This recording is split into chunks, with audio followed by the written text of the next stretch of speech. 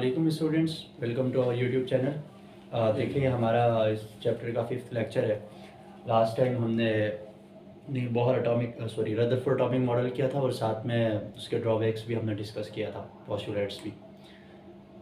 तो आज जो है ना हमारे पास जो टॉपिक है वो है डिस्कवरी ऑफ न्यूट्रॉन। देखें, डिस्कवरी ऑफ न्यूट्रॉन में मैंने यहाँ पे एक सब टाइटल मैंने लिखा है बैकग्राउंड। अब बैकग्राउंड डालने की ज़रूरत क्यों पड़ गई?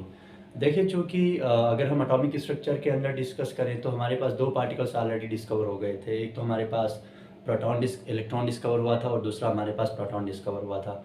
अब यहाँ पे आगे सवाल ये बनता है कि सर, जब दो पार्टिकल्स ऑलरेडी डिस्कवर हो गए थे एटम के अंदर, तो तीसरे पार्टिकल को डिस्कवर करने की ज़रूरत क्यों पेश आई? तो ये इसलिए हम इसका थोड़ा सा बैकग्राउंड डिस्कस कर लेते हैं। देखें, ये बात है 1920 की।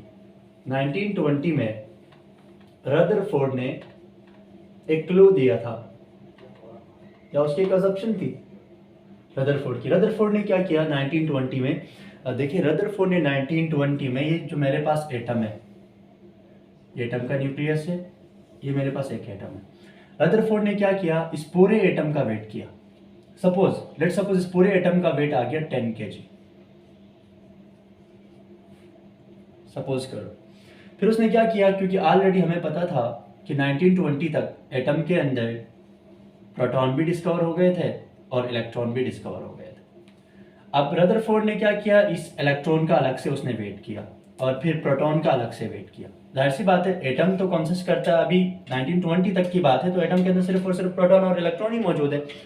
अब इसने दोनों पार्टिकल्स का अलग से उसने वेट किया।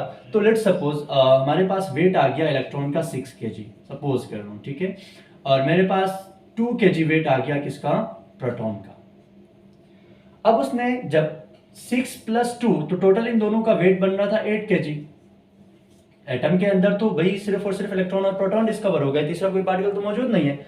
अब जब उन्होंने इन दोनों का वेट किया तो इन दोनों का वेट 8 kg आ रहा है, मतलब 2 kg का वेट बीच में से गायब आ रहा है। अब उसने कहा कि भाई, जो 2 kg का वेट जो सपोज हमने किया है वो कम आ रहा है, तो उसकी वजह यह है कि एटम के अंदर कोई तीसरा पार्टिकल भी मौजूद है। उसने कहा कि एटम के अंदर जो तीसरा पार्टिकल मौजूद है उसका वेट जो है वो प्रोटॉन के वेट के बराबर है। पहली बात, यानी 2 kg है तो 2 kg उसका होगा, तो 8 और 2 कितने हो गए, 10 kg पूरा हो जाएगा।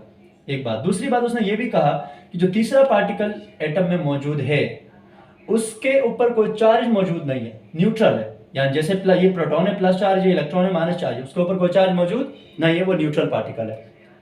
तो उसने एक क्लू दिया। ये कब की बात है, 1920 में। फिर जब 1920 में जब इसने एक क्लू दे दिया तो फिर साइंटिस्ट उसके पीछे लग गए कि भाई एटम के अंदर वो तीसरा पार्टिकल कौन सा है, कौन सा ऐसा पार्टिकल है जिसका मास प्रोटॉन के मास के बराबर है, जिसके ऊपर कोई चार्ज नहीं है। तो फिर करते करते 1932 की बात है।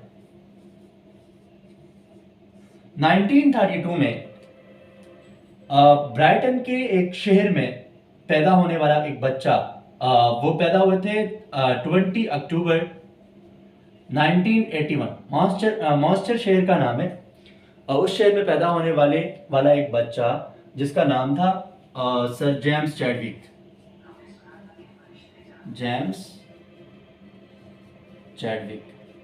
ये बात कौन जानता था कि जो रदरफोर्ड ने 1920 में एक तीसरे पार्टिकल होने का जो इशारा दिया था उसको डिस्कवर जेम्स चैडविक करेंगे। तो हुआ भी ऐसा ही 1932 में, यानी 1920 में इसने क्लू दिया था, 1932 में यानी तकरीबन 12 साल बाद जेम्स चैडविक जो है वो कामयाब हो गए एटम के अंदर तीसरे पार्टिकल न्यूट्रॉन को डिस्कवर करने में। अब इसने इस न्यूट्रॉन को डिस्कवर करने के लिए जो एक्सपेरिमेंट किया था वो क्या किया था, देखें। जेम्स चैडविक ने सबसे पहले अल्फा पार्टिकल का सोर्स ले लिया। ये अल्फा पार्टिकल का सोर्स है। उसने इस अल्फा पार्टिकल के सोर्स को और या इन अल्फा पार्टिकल्स को अंदर रखा सोर्स में। इधर सामने उसने रखा बेरिलियम की फॉइल। मेरे पास बेरिलियम की फॉइल है, ये मेरे पास अल्फा पार्टिकल का सोर्स है, ये मेरे पास बेरिलियम की फॉइल है। बेरिलियम का एटॉमिक नंबर 4 होता है, मास नंबर 8 होता है। इसने क्या किया, इन अल्फा पार्टिकल को बम्बार्ड कर दिया, किसके ऊपर, बेरिलियम की फॉइल के ऊपर। जब उसने इन अल्फा पार्टिकल्स को बेरिलियम की फॉइल के ऊपर बम्बार्ड कर दिया तो उसने ये देखा कि इस हीलियम की फॉइल में से कुछ रेजेस निकल रही हैं, हाई पेनिट्रेटिंग रेजेस। इन हाई पेनिट्रेटिंग रेज का नाम उसने क्या रखा, न्यूट्रॉन रखा। तो इस तरह से एक सिंपल से एक्सपेरिमेंट के थ्रू जेम्स चैडविक ने 1932 में न्यूट्रॉन को क्या किया, डिस्कवर किया। देखिए अब इसकी जो न्यूमेरिकल जो केमिकल रिप्रेजेंटेशन है उसको कैसे कर सकते हैं, इसकी केमिकली इसको रिप्रेजेंट कैसे करेंगे, केमिकल रिप्रेजेंटेशन।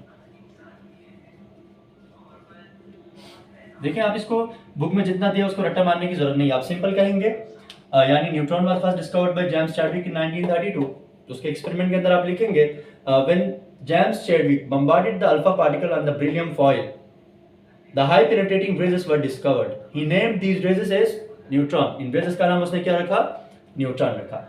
अब इसको केमिकली भी रिप्रेजेंटेशन में कैसे लिख सकते हैं, देखें उसने जब अल्फा पार्टिकल उसने लिए थे पोलोनियम के या हीलियम +2 के अल्फा पार्टिकल्स लिए थे। देखिए हीलियम का एटॉमिक नंबर 2, मास नंबर 4। अब हीलियम के अल्फा पार्टिकल को जब उसने बम्बार्ड कर दिया किसके ऊपर, बेरिलियम की फॉइल के ऊपर, बेरिलियम का एटॉमिक नंबर 4, मास नंबर 8 होता है। जब उसने बम्बार्ड कर दिया तो जो बेरिलियम की फॉइल थी ना उसका न्यूक्लियस चेंज हो गया, चेंज होकर देखें 4 और 2 कितना होते हैं 6 और 8 और 4 12, यानी इसका न्यूक्लियस चेंज होकर किसके न्यूक्लियस में कन्वर्ट हो गया, कार्बन के न्यूक्लियस में कन्वर्ट हो गया। और साथ में यहाँ से कुछ हाईली पेनिट्रेटिंग रेजेस निकलने लगी, उन हाईली पेनिट्रेटिंग रेजेस का नाम उसने क्या रखा, न्यूट्रॉन रखा।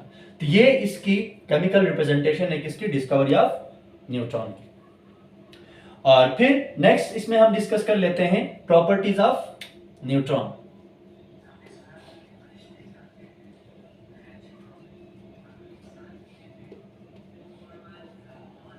ये बड़ा इंपॉर्टेंट क्वेश्चन है, शॉर्ट क्वेश्चन बनता है प्रॉपर्टीज ऑफ न्यूट्रॉन का। देखिए अगर हम प्रॉपर्टीज ऑफ न्यूट्रॉन की बात करें ना तो अभी हमने ऊपर ही कहा था कि न्यूट्रॉन जो है वो न्यूट्रल होता है, there is no charge on the neutron. अब यहाँ पे लिख सकते हैं there is no charge on neutron, neutron के ऊपर कोई चार्ज नहीं होता क्योंकि न्यूट्रॉन क्या होता है, न्यूट्रल होता है, राइट। एक प्रॉपर्टी आ गई इसकी। दूसरी प्रॉपर्टी अगर हम न्यूट्रॉन की डिस्कस करें ना तो न्यूट्रॉन जो है वो हाईली पेनिट्रेटिंग रेजेस होती हैं, they are highly penetrating rays. यहाँ पे पेनिट्रेटिंग का मतलब ये है यानी वो किसी भी चीज को आसानी के साथ, किसी भी मेटल को या किसी भी एलिमेंट को आसानी के साथ अगर उसके ऊपर ड्रेवन करें यहाँ पे इन रेजेस को तो वो आसानी के साथ उसमें से क्रॉस हो सकती हैं, इसलिए उसको कहते हैं हाईली पेनिट्रेटिंग रेजेस। और थर्ड वन अगर इसकी प्रॉपर्टी को हम डिस्कस करें तो देखिए न्यूट्रॉन जो है ना, न्यूट्रॉन का जो मास होता है, जैसे रदरफोर्ड ने कहा था the mass of neutron is equal to the mass of proton. अब हम लिख सकते हैं the mass of neutron is equal to the mass of proton, यानी प्रोटॉन और न्यूट्रॉन का मास क्या होता है, हमेशा बराबर होता है। अगर हम न्यूट्रॉन के मास की बात करें ना, मैं इसकी फोर्थ प्रॉपर्टी यहाँ पे ही डिस्कस कर रहा हूँ। अगर हम इसके मास की बात करें तो न्यूट्रॉन के अंदर जो मास होता है, एक न्यूट्रॉन का मास तकरीबन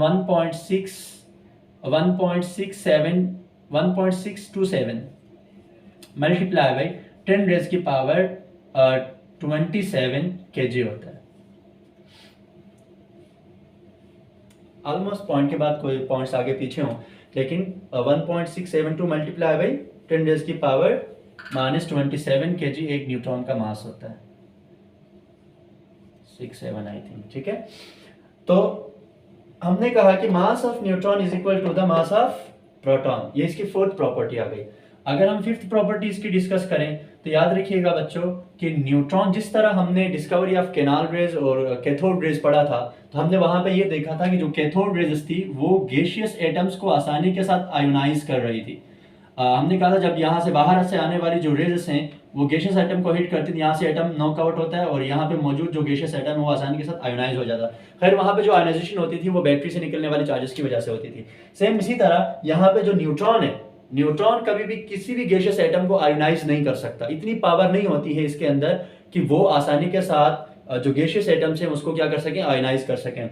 हाँ न्यूट्रॉन की पेनिट्रेटिंग पावर होती ज़्यादा है, लेकिन जो कॉस्मिक रेज होती हैं, कॉस्मिक रेज से ज़्यादा इसकी पावर नहीं होती है, पेनिट्रेटिंग पावर कॉस्मिक रेज के मुकाबले में इसकी क्या होती है, कम होती है। तो ये हमारे पास आ गई इसकी 5 प्रॉपर्टीज। वैसे आपने एग्जाम में 3 प्रॉपर्टीज लिखनी, हमने यहाँ पे 5 प्रॉपर्टीज को डिस्कस किया और बड़े सिंपल तरीके से हमने डिस्कवरी ऑफ न्यूट्रॉन को यहाँ पे कंप्लीट कर लिया। तो ये हमारा टॉपिक यहाँ पे होता है कंप्लीट। आई होप आप लोगों को ये टॉपिक समझ आया होगा। अगर टॉपिक आपको समझ आया है तो हमारे चैनल को ज़्यादा से ज़्यादा सब्सक्राइब करें, लाइक करें, कमेंट करें और साथ में बेल आइकन को भी प्रेस करें ताकि जितनी भी नई बनने वाली वीडियोज़ हैं वो आप तक पहुँच सकें। आज के लिए मुझे इजाज़त दीजिएगा। अल्लाह हाफिज़।